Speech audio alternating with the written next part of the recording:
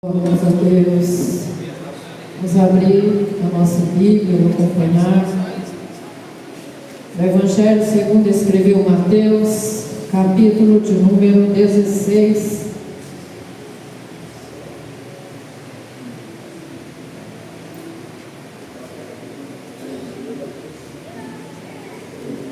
A partir do versículo de número 13.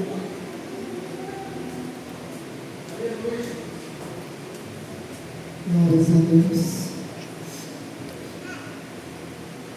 Diz assim a palavra do Senhor. Quando Jesus chegou à região de Cesareia de Filipe, perguntou aos seus discípulos: quem as pessoas dizem que é o Filho do Homem? Eles responderam: alguns dizem que o Senhor é João Batista, outros que é Elias, e outros ainda que é Jeremias ou um dos profetas. E vocês? Perguntou ele. Quem vocês dizem que eu sou? Simão Pedro respondeu: Senhor, é o Cristo, o Filho do Deus vivo. Jesus disse: que grande privilégio você teve, Simão, filho de Jonas. Foi meu Pai no céu quem lhe revelou isso. Nenhum ser humano saberia por si só. Agora eu lhe digo que você é Pedro, e sobre esta pedra edificarei minha igreja, e as forças da morte não a conquistarão. Eu lhes darei as chaves do reino dos céus. O que você ligar na terra será ligado no céu, e o que você desligar na terra terá sido desligado no céu. Então ele advertiu os seus discípulos que não dissesse a ninguém que ele era o Cristo. Amém? Quero convidar você para nós orarmos mais uma vez. Que você olhe para quem está do seu lado, para que Deus fale com essa pessoa que está sentada ao seu lado. Peça a Deus para falar com você. Porque quando Deus fala, as coisas mudam. A gente tem a oportunidade de ser transformados. Amém? Maravilhoso Deus. Mais uma vez, Senhor, nós entramos em oração diante da Tua augusta presença. E agora temos o privilégio, a oportunidade de estar com a palavra do Senhor nas mãos.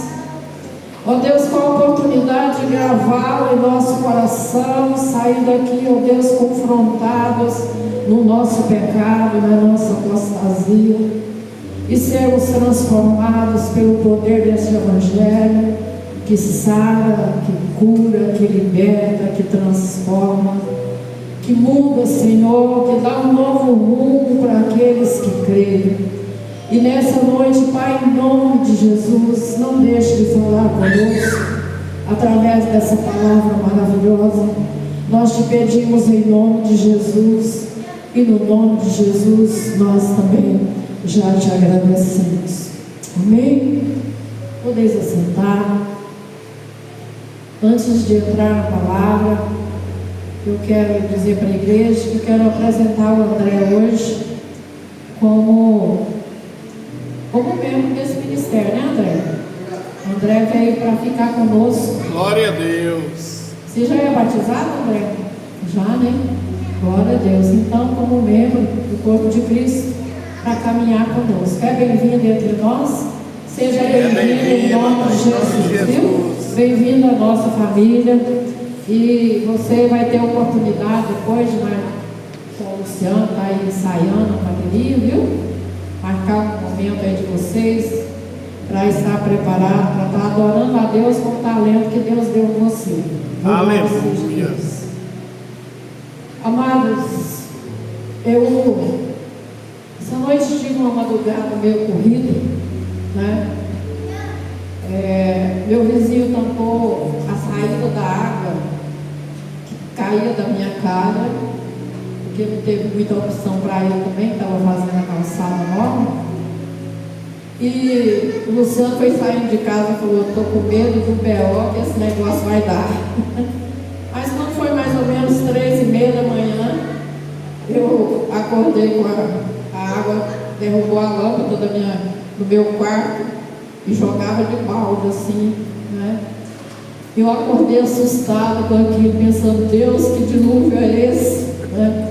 E das 3 horas da manhã, tive até às 6 mais ou menos, foi rapando água e tentando tirar as águas que caíam de balde mesmo, como dizia o irmão Alcino.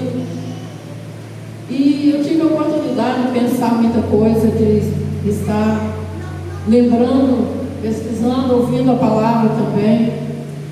E eu fiquei pensando, irmãos, estamos caminhando, chegando no final do ano. Eu não sei se você se sente realizado como cristão, chegando ao final do ano, como alguém que pelejou a santa peleja da guerra contra o mal. Você é um vencedor contra o pecado, triunfado contra aquilo que tem roubado o tempo de Deus na sua vida. E eu não sei se você está contente com o que você fez para o Senhor, mas eu me sinto frustrada, decepcionada comigo mesmo, porque eu reconheço que o meu trabalho para o Senhor tem sido pouco. E então o Senhor colocou essa palavra no meu coração. A palavra do Senhor diz que Jesus estava chegando na região de Cesareia, de Filipe, e ele faz uma pergunta para os seus apóstolos. Ele disse: quem dizem os homens que eu sou? Uns disseram João Batista, outros dizem que o Senhor é o Elias, outros dizem que o Senhor é o Jeremias, ou um dos profetas. E ele então direciona aos apóstolos: e vocês, quem dizem que eu sou? Eu faço essa pergunta para nós hoje. Quem é Jesus para você? Quem é Jesus para mim? Como é que eu tenho apresentado Jesus para as pessoas que estão à minha volta? Quem eu tenho dito que Jesus é? Como é que eu tenho apresentado Jesus? Porque quando o Senhor falou, fez aquela comissão ali, comissionou aquelas 500 pessoas que estavam no monte, antes dele ser assunto ao céu, a palavra do Senhor diz lá em Marcos, que ele disse: ide, pregai o Evangelho a toda criatura.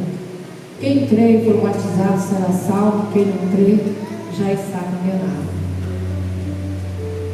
Quando ele fala para Pedro, quando ele pergunta aqui, Pedro disse: o Senhor é o Cristo, o Filho do Deus vivo.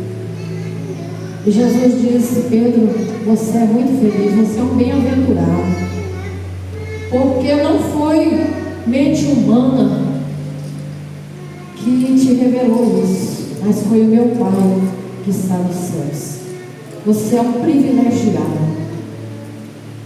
E nós vimos Jesus falando algumas vezes que Deus não revelou aos grandes, aos sábios, mas escolheu revelar-se aos pequeninos. Aleluia. Lá em Isaías 61, Jesus disse que leu aquilo que estava escrito a respeito dele, que ele pregaria o Evangelho aos pobres estava sendo anunciado o reino de Deus. Nós não podemos ter todas as coisas aqui nessa terra, e nós não somos crentes porque nós estamos esperando alguma coisa da parte de Deus. Eu sou crente porque eu quero conquistar minha casa própria. Então eu vim para a igreja porque eu quero comprar um carro novo. Eu quero conquistar isso ou aquilo. Eu quero dizer para você que se você crer, Deus tem todo o poder de te dar isso e muito mais do que aquilo que você pensa, que você projeta na sua vida. Ele tem poder para isso. Mas Jesus não morreu para isso. Ele morreu para que nós tivéssemos comunhão. Ele foi enviado para que eu e você pudéssemos herdar a vida eterna. Ele disse: eu vim para que tenham vida e a tenham em abundância. Não é uma vidinha qualquer, é uma vida cheia de tribulação, cheia de problemas, mas cheia de paz e de esperança, porque Ele falou que estava nos enviando como ovelhas para o matadouro, né? Enviando como ovelhas no meio de lobos. Então a expectativa não é muito boa, mas em momento algum Ele prometeu nos deixar só. Ele disse: olha, quando Ele foi embora, Ele disse: eu estou indo, mas porque se eu não for, o Espírito Consolador não virá, mas eu indo, Ele virá, e Ele estará com vocês todos os dias, até a consumação dos séculos. Irmãos, nós temos errado ou decepcionado muito com os nossos sonhos, com os nossos projetos, porque a gente pergunta pouco para Deus. Qual é a vontade dele para a nossa vida? Qual é a direção que Ele nos dá para fazer determinados negócios, né? Aí a gente deixa tudo para a última hora. Ah, mas eu projeto isso, eu vou fazer aquilo, vou fazer aquilo outro. Tiago disse que nós não podemos tomar nenhuma decisão sem falar com Deus, porque o Senhor é que vai dar a direção para nós.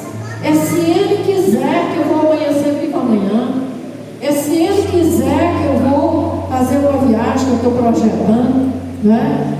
Aquele sonho que você tem de fazer aquela viagem maravilhosa, é Ele. É se Ele quiser, nós iremos. Aleluia.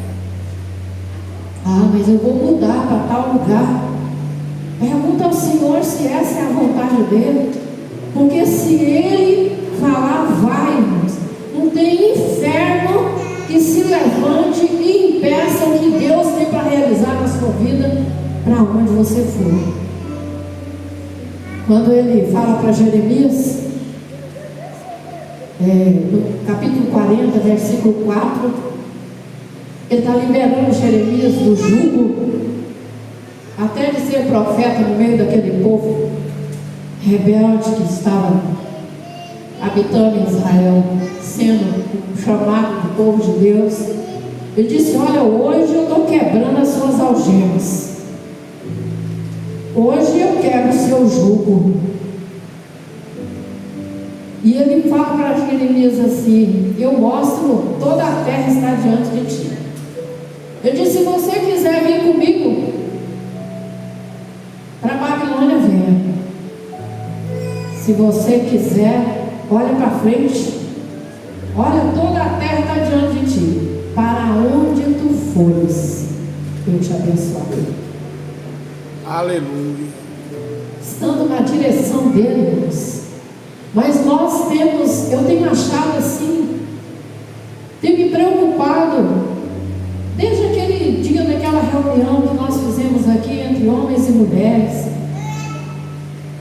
que uma das opções que a irmã Laedna colocou naquela cadeira, que nós estávamos precisando, era um tempo de qualidade para Deus.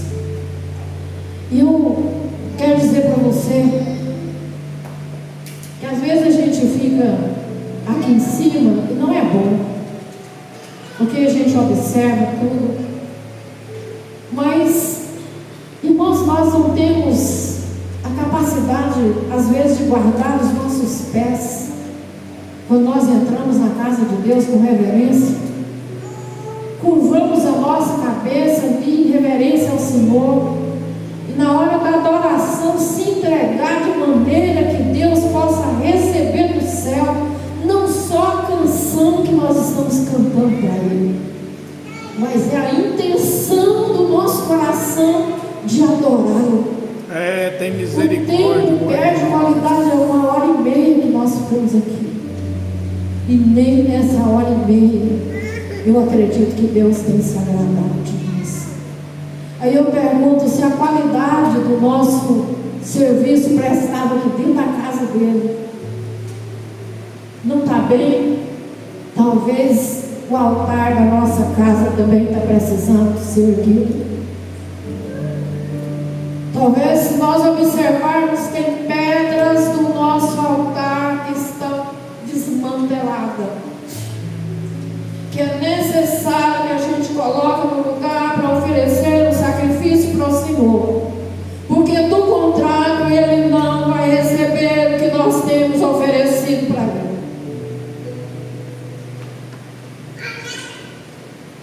Quem é Deus? Quem é Jesus para mim? Quando Pedro fala para ele que ele é o Cristo, Filho do Deus vivo, Jesus então fala: Pedro, tu és pedra, e sobre essa pedra edificarei a minha igreja. Que pedra? A revelação de quem é o Cristo. A revelação do Evangelho é o fundamento da minha e da sua fé. Aleluia. Porque se nós cremos no Evangelho, irmãos, nós precisamos obedecer mais a palavra de Deus, nos doar mais para Ele. Glória a Jesus. O Senhor é o Cristo, o Filho do Deus vivo. Ele disse que sobre essa pedra, sobre esse fundamento que é o Evangelho, que é Ele próprio, irmãos, a palavra é o Cristo, é a própria palavra de Deus. João disse que o Verbo se fez carne e habitou entre nós, e nós vimos a glória do unigênito de Deus. Ele é a palavra viva. E Ele disse que sobre esse Evangelho, sobre esse fundamento, Ele estava erguendo a igreja, e as portas do inferno não prevaleceriam sobre ela, contra ela. Aleluia. Irmãos, nós já temos a vitória da palavra de Deus na nossa vida. E nós temos sido escravos de nós mesmos. O maior inimigo está triunfando sobre nós. Não é o diabo, porque ele é o inimigo vencido. Não é o mundo, porque nós já vencemos o mundo. Eu não sinto falta do mundo, não sei você, mas não sinto falta do mundo. Tem nada que o mundo tem que eu tenho algum sonho, né? Eu disse aqui que meu sonho aqui no encontro das mulheres era aquela chacrinha, né? Na minha velhice, sentada numa cadeira de fio, pescando um lobozinho na beira do rio. Mas se eu não tivermos, eu quero ver o rio da vida que emana do trono de Deus. É lá que está o tesouro nosso, aleluia.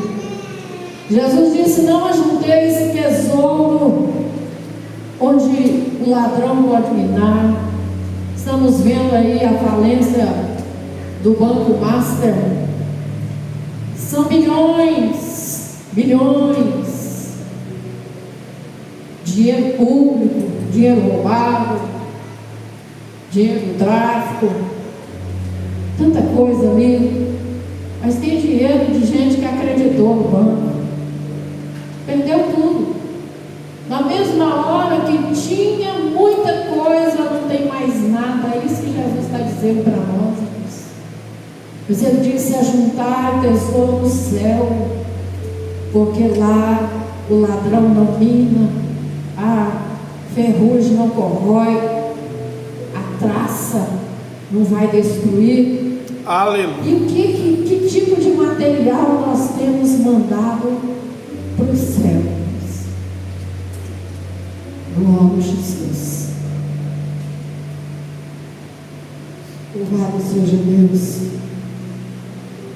Jesus fala aqui a respeito da chave do reino dos céus. Ele disse: eu lhes darei a chave do reino dos céus. A chave A porta é o próprio Evangelho, é a capacidade de viver e morrer pela palavra de Deus. E ele diz aqui: o que você ligar na terra será ligado no céu, e o que você desligar na terra já terá sido desligado no céu. O que é que nós estamos ligando no céu, irmãos? Como é que está a nossa casa, a nossa família, nossa vida de oração? Hoje eu estava vendo o testemunho do Gidel Lanes, pastor batista avivado, diferenciado. Uma alegria ouvir a palavra de Deus por aquele homem. E ele estava dizendo que ele tinha 11 anos e embrenhava nas matas com o avô dele, os acampamentos, e eles lavavam as garrafas, escreviam os textos da palavra de Deus, colocavam naquelas garrafas secas, tampavam, e no mar e nos rios, por onde eles iam, eles soltavam as garrafas. E ele disse que um dia, 20 anos depois, alguém se levantou no culto, onde o avô dele estava presente, e disse que tinha viajado muito para estar ali, para conhecer o avô dele, porque ele estava muito decepcionado, e ele estava na beira do rio, planejando um suicídio, e de repente a garrafa veio rodando e chegou de frente para ele. Ele pensou que era uma macumba. E aí, quando ele resolveu abrir aquela garrafa e tirar aquela carta que estava escrita, e naquela carta ele conheceu João 3,16, e ele disse: por causa daquela palavra, ele creu em Jesus, foi salvo e está para contar aquele testemunho 20 anos depois. Irmãos, o Evangelho é vivo. Aleluia. A semente, depois que ela cai, foi o próprio Deus que disse que ela não voltará vazia para o Senhor, mas ela tem uma missão de fazer algo no nosso coração. E muita gente está presa, irmãos, presa nas internets, nas redes sociais da vida. Tenho acompanhado, eu gosto muito do pastor Lucinho. Tenho visto, ele é um pastor de jovens, muito jovem, não é pouco jovem não. E ele tem falado da quantidade de jovens que vêm para ele dizendo: eu estou morto na pornografia, me ajuda. E ele fala, ele para então para orar com eles, porque ele falou que um dia ele também estava morto, mesmo crente, lutando contra ele mesmo, lutando e não conseguia vencer. E Jesus então fez uma obra de salvação na vida dele. E hoje nós estamos vendo que nem as crianças, irmãos, nem as crianças estão livres. Vi um vídeo em que uma psicóloga, o canal dela, estava mostrando um menino de 6 anos, eu não sei nem se é Roblox, uma coisa parecida com isso, um trem horrível, um joguinho, e o plano dele era matar a mãe dele. Ele queria matar a mãe dele e os irmãos. E a doutora perguntando por que ele queria, ele disse que ele aprendeu lá com o Roblox, né? Então as crianças estão controladas pelo demônio dos jogos. Diz que tem outra baleia, jogo da baleia, as pessoas estão se ferindo muito aí, se suicidando. E eu quero dizer para você hoje, o tempo de libertar é agora. Aleluia. O dia da salvação é hoje. O tempo aceitável da cura é hoje. Deus tem cura para nós, Deus tem restauração para a nossa fé. Uma fé desequilibrada. Muitas vezes nós estamos trocando aquilo que traz a vida eterna por coisas que escravizam, irmãos. Escraviza, destrói sua vida espiritual, te impede de entrar no reino, porque a Bíblia diz que sem santificação ninguém verá o Senhor. E às vezes nós estamos aí envolvidos em tantas coisas. E eu me lembrei aqui, enquanto falo com vocês, da situação, irmãos, de Esaú, que por ter nascido primeiro, ele era alguém que tinha o direito da bênção da primogenitura. Hoje, em vez de nós falarmos Deus de Abraão, Deus de Isaac, Deus de Jacó, seria Deus de Abraão, Deus de Isaac, Deus de Esaú.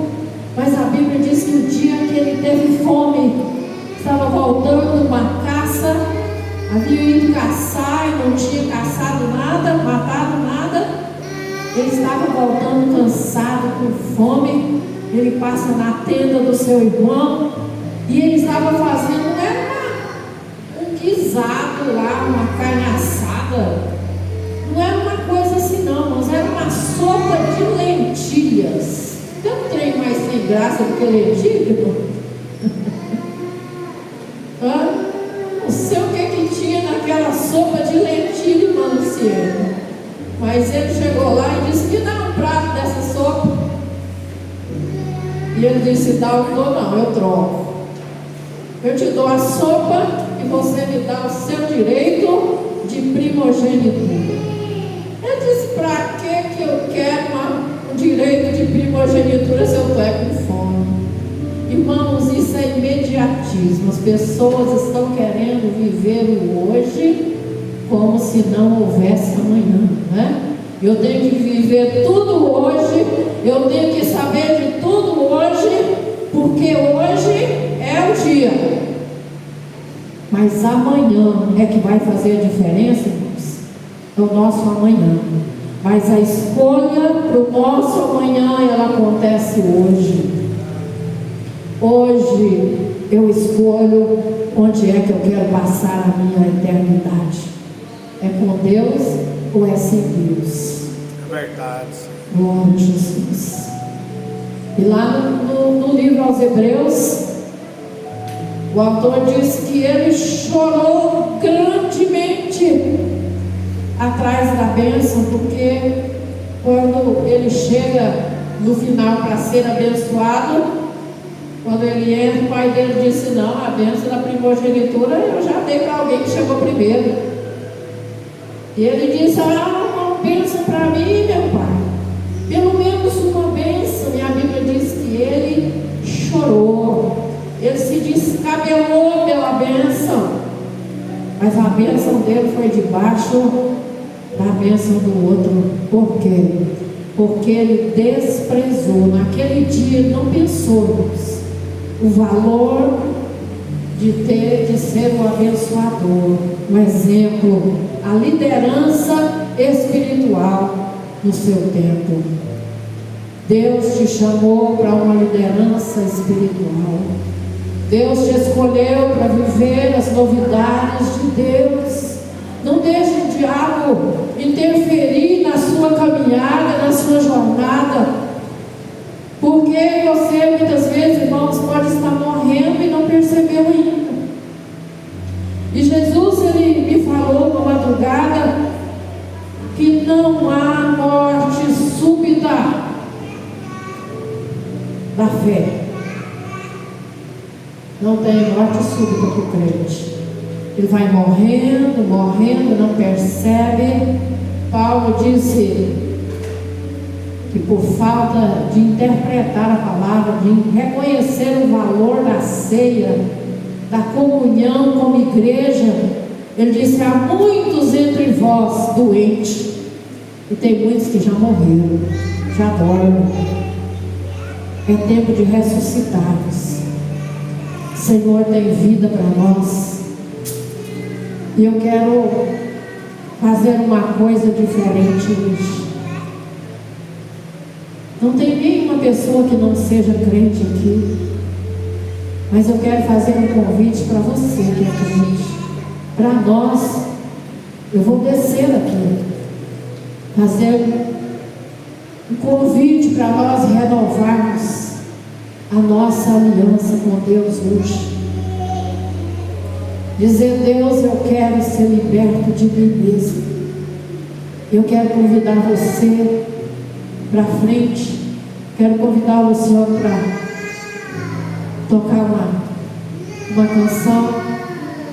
Enquanto os irmãos vêm caminhando para frente, se é que tem alguém que queira, que está precisando dizer: Deus, eu quero mais fé, eu quero mais dons, eu quero mais comunhão, eu quero estar mais perto.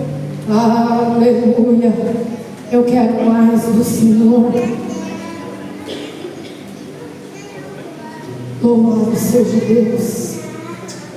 Oh, aleluia.